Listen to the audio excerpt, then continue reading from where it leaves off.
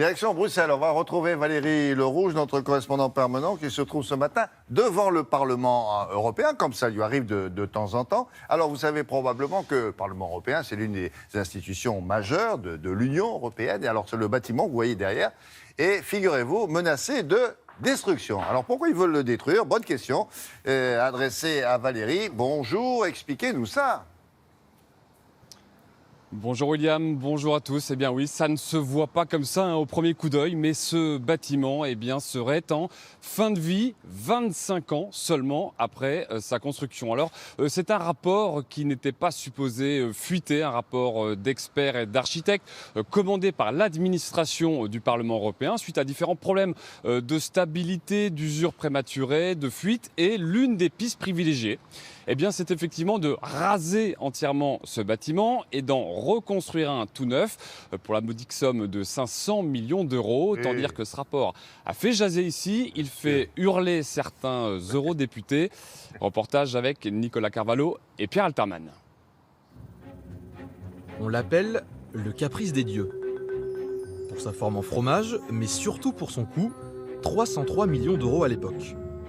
L'antenne bruxelloise du Parlement européen n'a que 25 ans, mais plusieurs rapports le disent mal construit, vulnérable, comme un fromage pas fini d'affiner. Certains parlent déjà de le démolir. J'espère sincèrement que ce bâtiment ne sera pas détruit parce que d'une part, on y tient, d'autre part, ce serait un mauvais signal et il y aurait sûrement des responsables à trouver. Ce bâtiment n'a que 25 ans et donc il est absolument inacceptable que ce bâtiment ait des problèmes de durabilité. Ces conclusions surprennent un peu tout le monde. Le Parlement aurait des soucis d'isolation, d'infiltration, de ventilation, des problèmes d'eau, de gaz et d'électricité. Reconstruire le bâtiment reviendrait à près de 500 millions d'euros, une solution qui peut paraître disproportionnée. Ça semble énorme en tout cas. Jusqu'à présent, on a tout mis en place en pensant à une rénovation à venir et petit à petit, on était à travailler sur des projets dans le cadre de rénovation future. Moi, de l'intérieur, je ne vois rien en fait. Le bâtiment ne se détruit pas, les murs ne tombent pas. Le caprice des dieux serait aussi et surtout mal protégé face aux attaques terroristes. Certaines zones faciles à cibler pourraient causer de gros dégâts avec peu de moyens. Ce qui est sûr, c'est que aujourd'hui, il n'y a pas de problème de stabilité du bâtiment. Le Parlement européen est un lieu symbolique évidemment, et donc il pourrait attirer des gens mal intentionnés. Le Parlement peut-il être sécurisé avec de simples travaux? De nouvelles études ont été commandées pour s'assurer que la reconstruction du Parlement ne soit pas un nouveau caprice. De ce qu'on en voit régulièrement avec vous, Valérie, il a l'air plutôt pas mal au bout de 25 ans. Donc ça paraît un peu insensé, là. Qu'est-ce que dit l'administration, alors, du Parlement ?